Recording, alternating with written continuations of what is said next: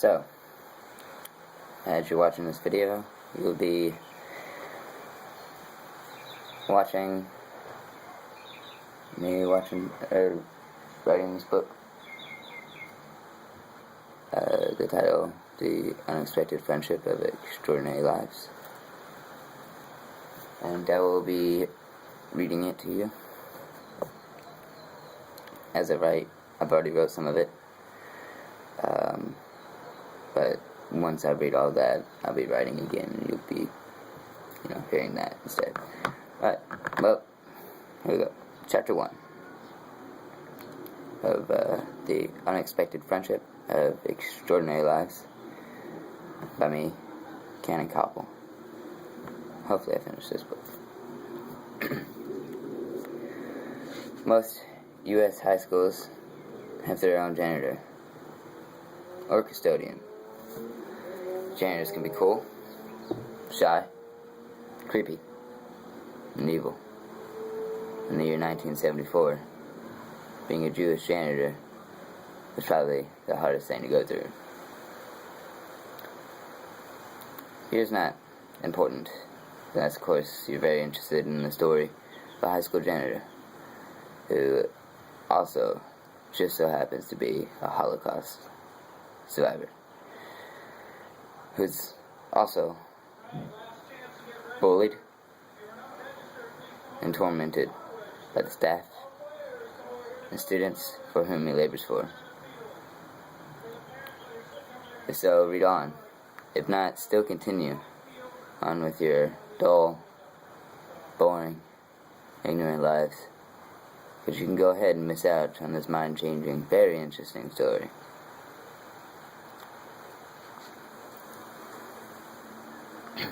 A small day on a midwinter's morning, frost in the air, and the school's grass pulling you down for morning dew, soaking your shoes when you walk out the door to walk or take the bus to school.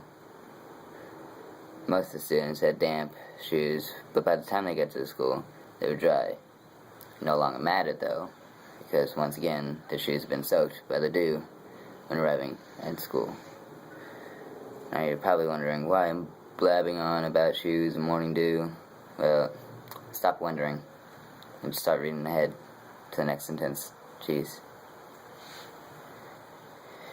It mattered to the janitor at the school because he had to clean it up. He had to point out if there was even a drying mat to use. Just get all that wet dew off the shoes. It's right there.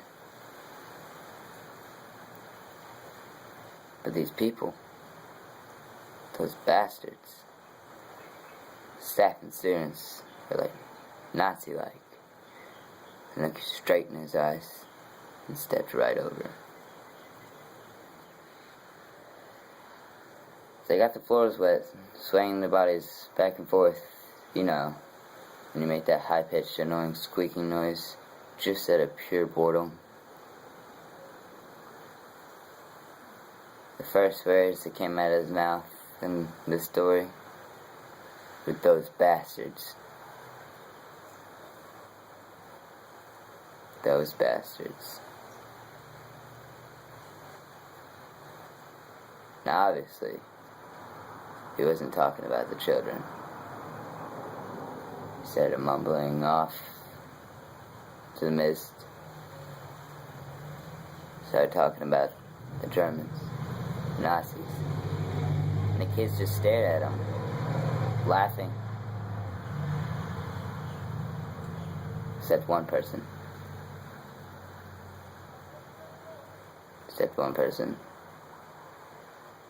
He noticed him too. The only one actually eating his lunch. And the only one at his table. Obviously, he was different from the rest. This person's name, not that important, but I will tell you for the sake of the story. His name is Vale. V-A-L-E. Vale. Now these people do have last names, but That will be later in the story. Now Val, he looked with pure confusion because the last school he was at never had such rudeness. He saw the pure agony in this man's eyes. It was unbearable. As the kids just threw all their trash from the table onto the floor at his feet. Looking down at all the trash that they had thrown on the floor, the words he said, "With those bastards." Back to Val again. Val, almost breaking down emotionally, not showing it though, was wondering what the hell was wrong with these kids. Why on earth? Why'd they do such a thing? Of course, he bewildered him. He was so confused. He had just recently moved from Iowa. Just some small city, doesn't matter where, just from Iowa. People were normal there. They didn't do anything like that. It's terrible. Val got up from his seat, walked to the janitor, whose name also was not Val. No, it's not Val. Yeah.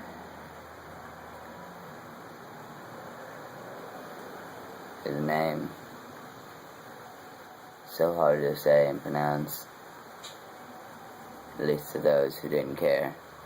But those who cared could say it. His name was Aldwin. As Val walked up to Aldwin, Aldwin suddenly looked up and saw Val's face full of confusion, concern. And he knew a friendship would begin. Somehow, deep inside, he knew it would. As Val helped pick up all the trash that the kids have recently thrown at his feet. Pretty soon it was all gone. As he said those words, "those bastards," that was like, they're just kids. He was muttering to himself, no, not them. The Germans.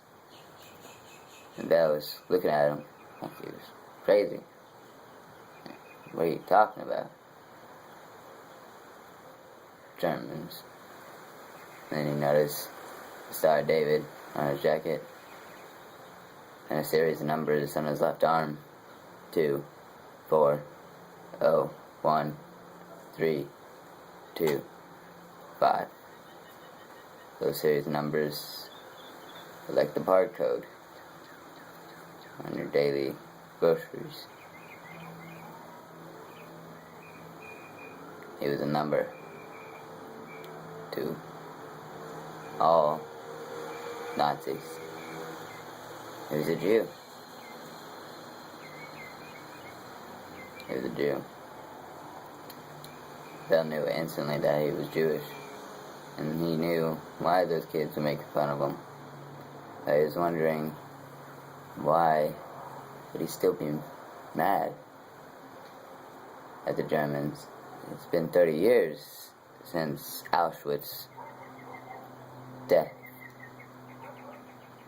camps.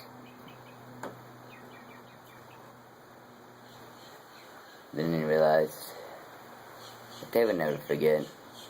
Never. And they would make sure no one would forget. They would travel back to Auschwitz, see the remnants of their brothers.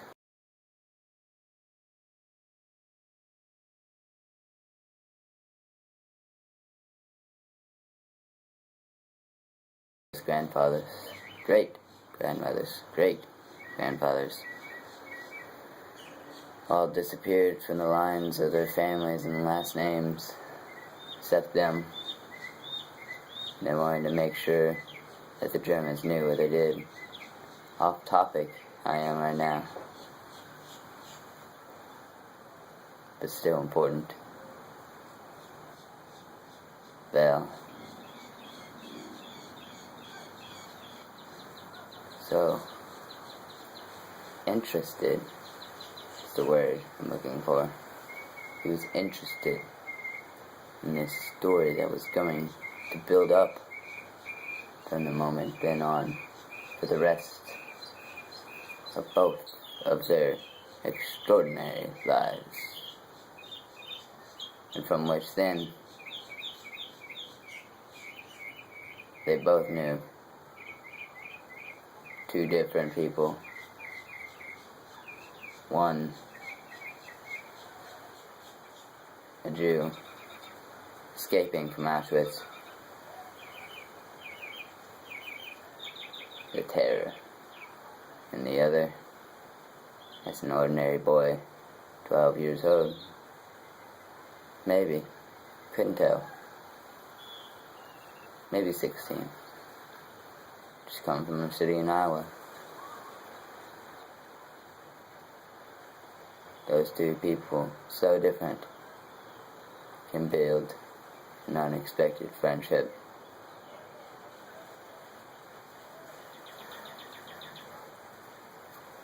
Chapter 1.